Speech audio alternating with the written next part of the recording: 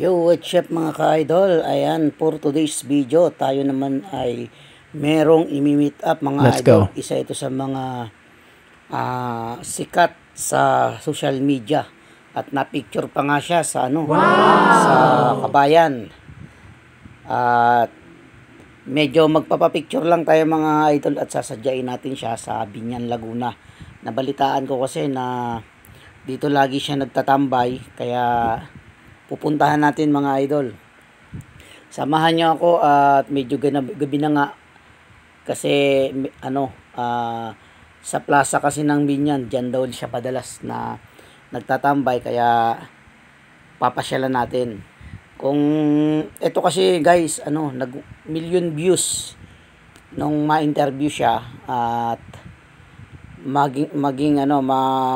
sumikat itong taong to dahil sa istorya ng kanyang buhay. Pero hindi tayo magi-interview, kundi magpapapicture lang tayo sa kanya. At syempre gagawa na rin natin ng content yung pagpunta natin, yung pakikipag-meet natin. Actually, bigyan ko kayo ng kaunting trivia dito sa taong to.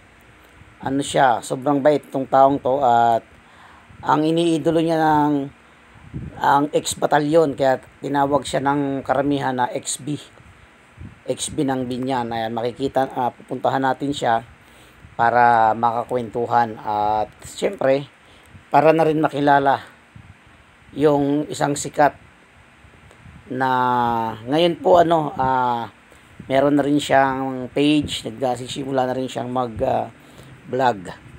Medyo nahihiya pa nga ako nung una kasi akala ko suplado, pero nung nakachat ko siya at sabi ko nga gusto ko siyang ma-meet at para makapagpa-picture at makapag konting video. Pero hindi naman kami nagsalita, pero ang dami niyang kinuwento at siya talaga yung sikat na sikat din dito sa Binyan. At maraming vlogger din ang sa kanya, nagkinontent siya o ginawa siyang content dahil nga sa kasikatan nitong taong to. Kaya lang nga medyo hindi naging maganda yung nangyari sa kanya, gawa ng ang kwento nga niya mga idol. Yung nag-handle sa kanya, nabubulol ako. Is nung sumahod yung kanilang PC, hindi na naman lang daw pinaalam sa kanya at hindi man lang siya naabutan. Hindi ko alam kung totoo yung kwentong yan, pero kumbaga hindi na namin napag-usapan doon kung ano yung nangyari kasi hindi naman talaga ako magi-interview, kaya ang gusto ko lang ma-meet ko siya ng personal. At ito nga mga idol, nandito na nga tayo. Ayan, nandito na, kasama na natin si XB ng Binyan. Ayan, kung totoo siya, napakabait na tao, kahit nasikat siya, napaka-humble. At yun nga, nagawa pa nga namin mag-video kahit konti at mag-selfie. Ayan guys, ipalo mo na lang yung kanyang bagong page, yung XB ng Pinas kung tawagin.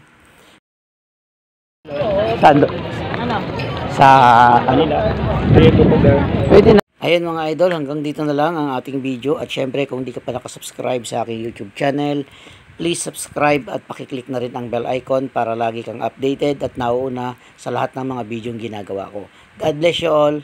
Peace out.